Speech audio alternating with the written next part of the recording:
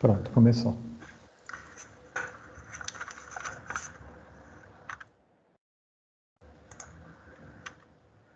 Beleza, vocês estão me ouvindo e a tela está cheia? Sim. Beleza. Então tá. Hoje, boa noite, né? A aula de hoje vai ser uma sequência da aula anterior, que foi sobre o MRU. Então, nós vamos dar continuidade com o assunto e agora nós vamos evoluir para o MRUV, que é o Movimento Retilíneo Uniformemente Variado. Mas antes da gente falar propriamente do MRUV, nós vamos introduzir alguns conceitos, né, que vão ser importantes para a gente conseguir ter um melhor entendimento, né, desse MRUV. Primeiramente, relembrando, para a gente poder fazer um paralelo, de velocidade. Que velocidade é a grandeza que calcula a rapidez do deslocamento de um corpo em um espaço de tempo. Ou seja, a velocidade é aquela grandeza, né, que relaciona deslocamento com o passar do tempo. E aí a fórmula da velocidade é essa aí, né, de velocidade média, né, que é a variação do deslocamento sobre tempo. Aí, para ilustrar isso, nós temos esses dois gráficos. No primeiro gráfico, a gente vê aí, num gráfico de posição por tempo, né, que à medida que o tempo passa, o deslocamento vai acontecendo de forma linear. E esse segundo gráfico, que é o que vai nos interessar mais para o nosso tema de hoje, que é de velocidade por tempo. Mas nesse caso aqui, nós temos uma velocidade constante, né? E ao longo do tempo.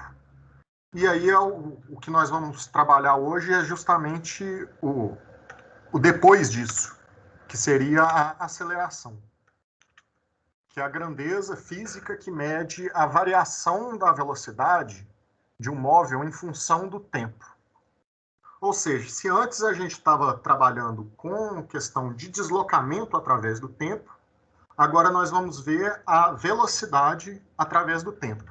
A fórmula é bem similar, né? Só que ao invés de ser posição, nós temos a velocidade. Então a aceleração vai ser a velocidade final menos a velocidade inicial sobre o tempo final menos o tempo inicial. Aí, lembrando, né, que sempre quando nós formos trabalhar nessas fórmulas e tal, usamos o Sistema Internacional de Medidas, que é o SI. Para medidas de distância, né, de deslocamento, a gente vai usar o metro, e para medidas de tempo, usar os segundos.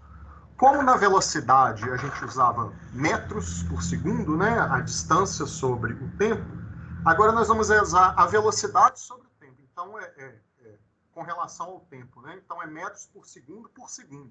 Então, a unidade do Sistema Internacional do SI vai ser metros por segundo ao quadrado. Aí nós temos aí os gráficos, né? Agora pensando em aceleração constante, que vai ser o tema da nossa aula de hoje. Então, a gente vê no primeiro gráfico aí a aceleração, o tempo, o deslocamento através do tempo. A gente vê que o gráfico cresce aí de forma exponencial, né?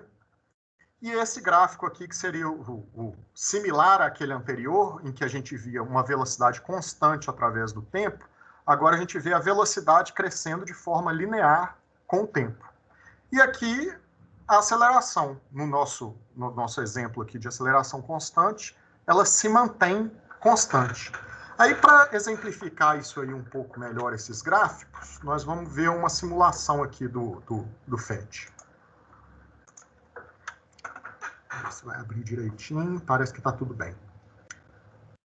Bom, aqui nós temos um ambiente 2D, que a gente tem um homem aqui, e para a direita a gente cresce, né, os valores, e para a esquerda diminui, então o nosso sentido é para a direita. Aqui a gente pode movimentar, mas ele movimenta só na posição. Aqui nós vamos fazer um exemplo do que seria do MRU, né? Que a gente vai ter uma velocidade constante e nós não vamos ter aceleração. Virou para a direita aí, que é o sentido. Então, a gente pode perceber que a velocidade se mantém constante e a posição vai aumentando também linearmente, né? Aí, agora nós vamos fazer um outro exemplo, que vai ser o do nosso MRUV, em que a gente tem uma aceleração. Tendo aceleração, nós vamos perceber que a velocidade vai aumentando de forma linear, né? E a posição vai aumentando de forma cada vez mais rápida. Mas, para a gente ver isso de maneira mais clara, e como a gente tinha visto os gráficos, vamos ver isso aqui graficamente. Aqui está o mesmo ambiente, né? Com o cara. E vamos pôr aqui uma velocidade de 1 metro por segundo. E vamos ver o movimento dele aí. A gente vê aqueles primeiros gráficos que a gente viu, né? Em que a velocidade se mantém constante e a posição vai crescendo linearmente. E nós não temos nenhuma aceleração. Agora vamos ver o mesmo movimento, só que agora nós vamos ter aceleração.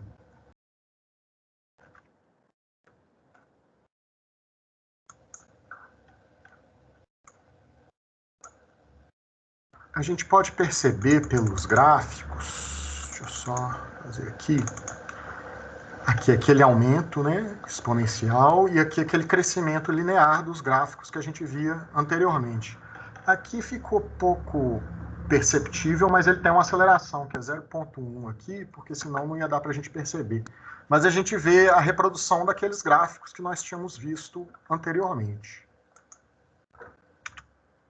Agora nós vamos falar um pouco do MRUV mesmo, né, propriamente dito, que é o movimento retilíneo uniformemente variado, que é quando um corpo, né, segue uma trajetória retilínea e apresenta uma variação uniforme no módulo da velocidade. Ou seja, essa variação uniforme no módulo da velocidade significa aceleração, e uma aceleração constante, né? Uma coisa importante da gente observar nessa questão do MRUV, que a aceleração constante também tem que ser diferente de zero, porque no MRU, se você for olhar, é um movimento com aceleração constante, só que ela é constante zero, né? Então, para a gente ter o MRUV, tem que ter a variação, então ela tem que ser diferente de zero. Intuitivamente, a gente sempre pensa, quando se fala em variação, em aceleração, sempre em acréscimo, né, na velocidade. Mas nós temos dois tipos de movimento dentro dessa aceleração. Que é a aceleração maior que zero, que é um movimento acelerado, né, que a velocidade de fato recebe um incremento com o passar do tempo. Aqui nós temos uma imagem que mostra um carro, né, indo da esquerda para a direita, e aí dá para a gente perceber que a velocidade dele vai aumentando de maneira uniforme. Então ele começa em 20 km por hora, passa para 40, passa para 60. Para a gente poder ver isso mais claramente em posição, nós temos esse outro desenho aqui, de movimento acelerado. Você vê que tem a variação de tempo é a mesma, só que o espaço percorrido pelo corredor aqui é maior.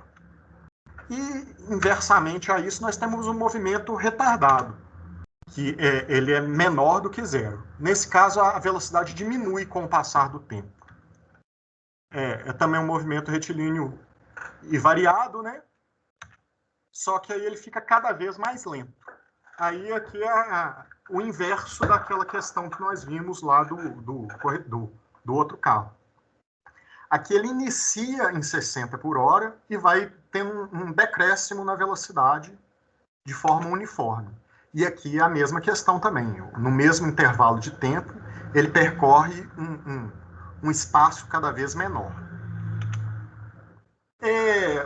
Para fins práticos, nós vamos ter algumas equações aí para a gente trabalhar nessa questão do MRUV.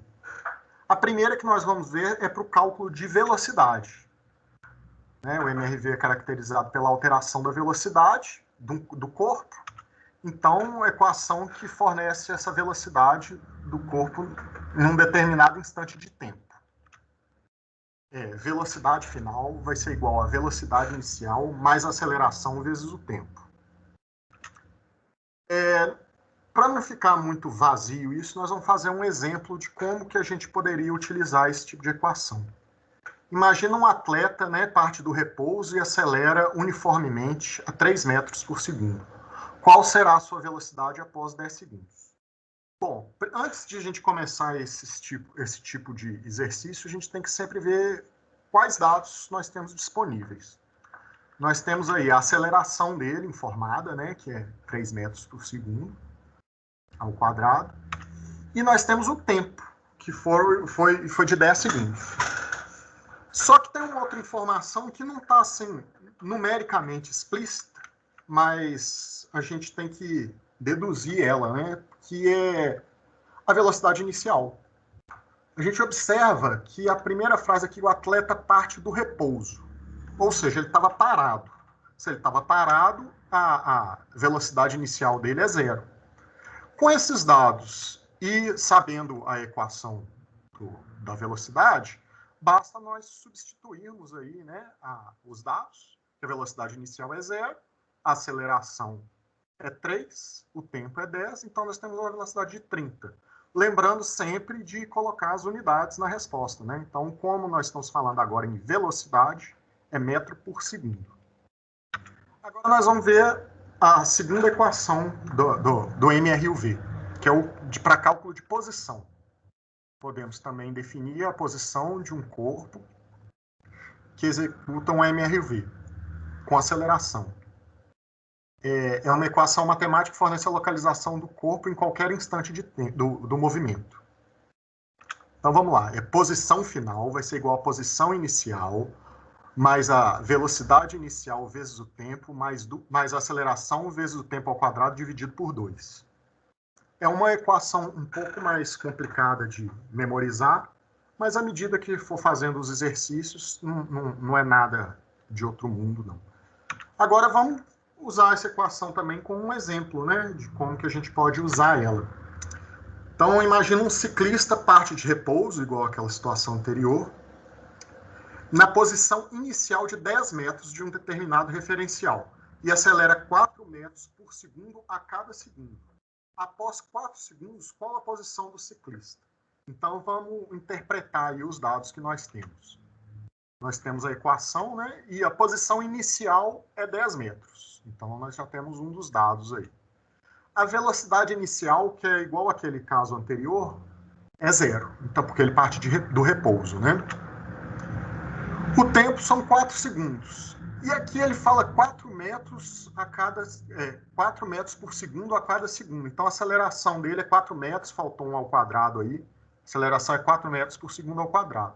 Então, nós já temos os dados que nós precisamos aí para ter uma resposta, né? E substituindo os valores aí, nós chegamos em 42 metros. É interessante lembrar que 42 metros aí é a posição, não o deslocamento dele, porque ele começou em 10 metros. Se a gente quisesse saber o deslocamento exato dele, nós teríamos que descontar esses 10 metros. Agora, nós temos uma outra equação que é também muito utilizada, que é a equação de Torricelli, que é quando a gente não tem informado o tempo. É muito comum a gente ter alguns problemas em que o tempo não é informado. É exatamente isso que eu disse. E aí a equação é velocidade final ao quadrado, é a velocidade inicial ao quadrado, mais 2 vezes a aceleração, vezes a variação do deslocamento. Assim como nos outros, nós vamos fazer também um exemplo simples aqui para a gente ter uma ideia do funcionamento da equação. Então, um automóvel se desloca a 10 metros por segundo. O motorista avista um sinal vermelho a 20 metros à frente e para exatamente no sinal. Qual a aceleração do veículo nessa situação? Esse exercício é bom porque nós temos uma outra situação aí. Se antes a gente tinha um acréscimo na velocidade, partimos do repouso, agora nós temos a situação inversa. Nós vamos perder velocidade. Vamos ter uma aceleração negativa. Então, interpretando esses dados que nós temos aí. A velocidade inicial do automóvel é 10 metros por segundo. O veículo termina parado. Então, é o contrário daquela outra situação em que nós partíamos do repouso e tínhamos uma velocidade inicial igual a zero, agora nós temos uma velocidade final igual a zero. E a distância percorrida foi de 20 metros. Substituindo os valores na equação, né, a gente chega nesse valor de menos 2,5, que é importante da gente salientar essa questão do sinal, né? Porque se a gente considera o movimento da esquerda num sentido e a aceleração foi no sentido contrário, é isso mesmo, é negativo. Diferente da outra aula que a gente viu, o MRU, em que a gente até comentou que era complicado a gente ter um exemplo real, né, do MRU no nosso cotidiano. No MRUV nós temos uma situação bem corriqueira que a gente vê essa questão do MRUV, que é a queda livre. Intuitivamente, a gente sempre... intuitivamente, às vezes as pessoas pensam assim, se dois corpos têm pesos diferentes, então eles caem mais rápido ou chegam mais rápido no chão. E foi uma ideia que perdurou aí por muito tempo, até o Aristóteles, 300 anos antes de Cristo, também afirmou isso, que o corpo mais pesado chegava mais rápido ao solo. E, aparentemente, esses filósofos gregos aí não eram muito chegados em experimentação. E essa ideia perdurou aí por 1000 anos, mais de 1000 anos. Aí Galileu, que é considerado o introdutor do método experimental da física, percebeu que se abandonarmos de uma mesma altura um corpo leve e um corpo pesado, eles caem simultaneamente, atingindo o solo no mesmo instante. Aí tem até uma alegoria aí que fala que o Galileu subiu na Torre de Pisa e soltou dois corpos, né, de pesos diferentes, de massas diferentes, e eles atingiram o solo ao mesmo tempo, mas isso aí provavelmente é uma lenda, né, porque que tem documentado aí, parece que o Galileu fazia uns bons trabalhos aí de cálculo desse tipo de coisa, usando planos inclinados. Mas a gente tem uns experimentos modernos, inclusive, que mostram de uma maneira bem legal experimentalmente, né, essa questão. Tem um laboratório de pesquisa da NASA, que é uma câmara de vácuo gigante, né, que é o Space Power Facility, que é a maior câmara de vácuo do mundo. Aí nós vamos ver um vídeo curtinho aqui, mostrando esse experimento, que precisa ser feito, nesse caso, numa câmara de vácuo mesmo, porque a resistência do ar vai influenciar de maneira decisiva nisso aí. Então aí tá mostrando como é que é o laboratório, né, aqui drenando o ar de dentro da câmara. A gente pode ver que é um lugar muito grande mesmo, os equipamentos. Então eles vão soltar uma bola de boliche e uma pena, e vão mostrar que eles chegam no chão ao mesmo tempo. Então ele vai soltar isso simultaneamente e vão gravar em câmera lenta para a gente poder perceber claramente esse movimento de queda simultânea. Aí o laboratório, ele vai soltar, soltou. Aí está em câmera lenta, a gente vê que eles estão exatamente na mesma velocidade, vão caindo. O laboratório é bem grande mesmo. E aí eles têm um anteparo aqui embaixo, que na hora que bater vocês vão reparar como é que a bola era realmente muito pesada, né? Comparado com a pluma aí que cai junto. No entanto, elas caíram ao mesmo tempo. Agora um outro vídeo ainda mais curto, que é interessante, ficou mais legal ainda, né? Que é a da missão Apollo 15, que o tripulante faz o experimento de soltar um martelo e uma pena. Inclusive, se vocês notarem aqui a legenda, ele até cita o Galileu, que as descobertas de Galileu estavam corretas. Então, eu imagino que Galileu nunca imaginou que ele ia ser citado numa situação dessa. Observa bem a mão dele aqui, porque a imagem é começo dos anos 70 na Lua, então ela é bem ruim. Cai juntinho também. Então, que efeito é esse, né, que age sobre os corpos para eles caírem simultaneamente? É porque a força que está agindo em cima deles é só a gravidade. Então, nós vamos ver um pouquinho sobre lançamento vertical, aceleração da gravidade e queda livre, né? Aí ele fala do lançamento vertical, né? O corpo é lançado com a velocidade inicial, se for lançado mesmo, né? Mas ele pode ser abandonado, que seria a queda livre. E ele sofre somente a aceleração da gravidade. O valor da aceleração da gravidade é de aproximadamente 9,8 metros por segundo. Contudo, para segundo grau, né, nesse nível, para facilitar as contas, vai ser muito comum você encontrar essa velocidade arredondada, para facilitar as contas, em 10 metros por segundo. E também nesses estudos vai ser sempre desprezada a resistência do ar. Então nós vamos ter o efeito igual desses experimentos aí que nós vimos, né? Que a resistência do ar não entra no meio, então ele vai sofrer um MRUV, que é um movimento retilíneo uniformemente variado, com aceleração para baixo. Então, nós vamos encontrar aí 3 tipos principais de lançamento vertical. O primeiro é a queda livre, né, que é o caso que nós vimos aí, que a velocidade inicial é 0. Um lançamento para cima, que aí a velocidade inicial é para cima, né, e o lançamento para baixo, a velocidade vai ser para baixo. Aí nós vamos fazer um exercíciozinho também para a gente conseguir perceber como é que funciona essa questão da queda livre. Então, uma pedra é abandonada do alto de um edifício, de 45 metros de altura. Considere a aceleração da gravidade de 1 metro por segundo ao quadrado, de 10 metros por segundo ao quadrado, desculpa, e desprezar a resistência do ar. Qual a velocidade da pedra ao atingir o solo? Pois é, aí você pensa, nós não vimos nada, nenhuma fórmula para queda livre, mas nós vimos as fórmulas do MRUV. E a queda livre não é nada mais, nada menos que um movimento retilíneo uniformemente variado. Então, nós podemos usar essas fórmulas. Então, os dados que nós temos, 45 metros de altura, ou seja, a distância percorrida é de 45 metros.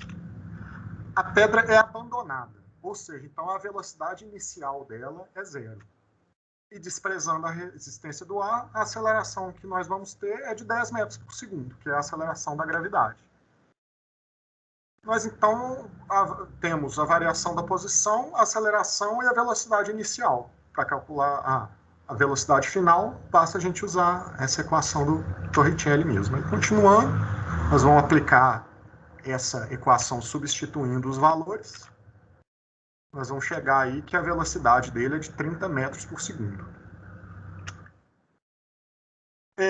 O interessante é que muitas vezes a gente ali não tem dado quase nenhum, né? Praticamente só a altura que ele é abandonado, mas a gente conseguiu ver a velocidade final e tendo a velocidade final, nós podemos calcular também o tempo, né? Usando a outra equação que nós temos aí para o tempo. Eu vou falar um pouco sobre as equações também de queda livre, que na verdade não são equações propriamente para queda livre. Elas são como se fossem variações, né, e rearranjos matemáticos aí para facilitar as contas, mas na verdade são as mesmas equações que a gente já tinha para o movimento retilíneo uniformemente variado.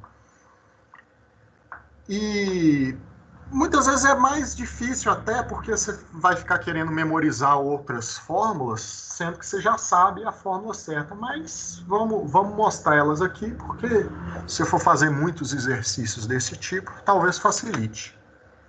Então isso aí é o que eu já disse. Então vamos usar como exemplo aí essa equação do Torricelli.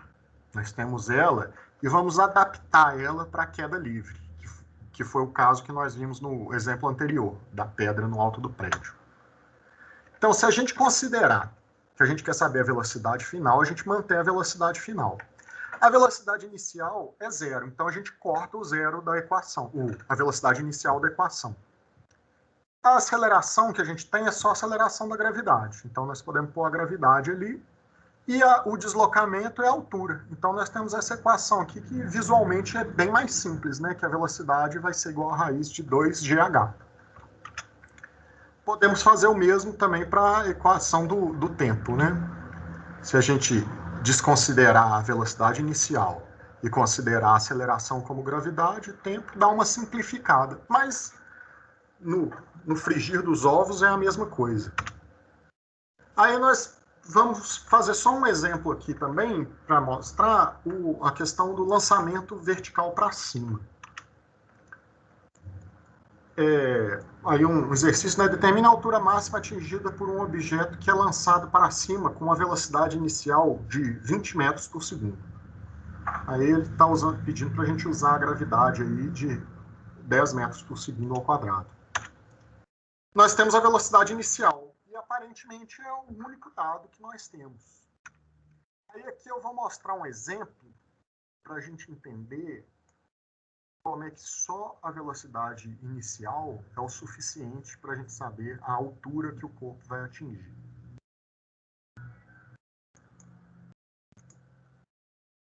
Vou aqui perpendicular, né? Vou mudar isso aqui só para a gente visualizar melhor. Bom, aqui é como se fosse um canhão que vai disparar um projétil para cima. E aí a gente pode regular a velocidade inicial, né? Gravidade, que nós não vamos mexer, diâmetro e massa do objeto. Disparando aqui, considerando só essa velocidade, a gente pode perceber, tá vendo aqui onde ficou essa marquinha verde? Deixa eu fazer de novo aqui.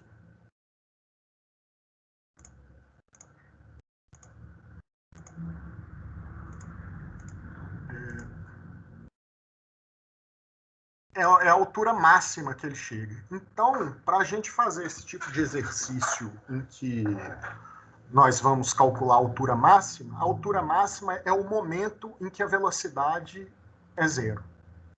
Então, o corpo parte com uma velocidade inicial e a ação da gravidade é para baixo, né, contrária ao movimento, então ele vai perdendo aceleração até a aceleração dele chegar a zero. Esse momento em que a aceleração é zero, que é o de altura máxima. Aqui a gente pode até ver o inverso daquela questão dos corpos caindo junto, né? A gente pode aumentar a massa aqui, ou o diâmetro do projétil. Se a velocidade inicial for a mesma, a altura máxima é a mesma. E se a gente mexer na velocidade inicial, é o que altera a altura máxima.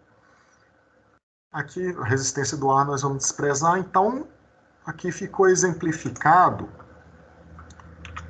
que a velocidade final é zero. Então, quando a gente pensar em altura máxima, a gente tem que sempre pensar que a velocidade final dele vai ser zero. A aceleração é de 10 metros por segundo, usando a nossa fórmula tradicional aí, podendo também fazer aquela manipulação, né? Se a altura for... o deslocamento é a altura, velocidade final vai ser zero, a aceleração da gravidade negativa, né, porque ela está ao contrário. Fazendo as contas aí, a gente chega que a altura máxima dele foi de 20 metros. E aí a apresentação foi mais rápida do que o meu teste. Tá bom, é isso aí.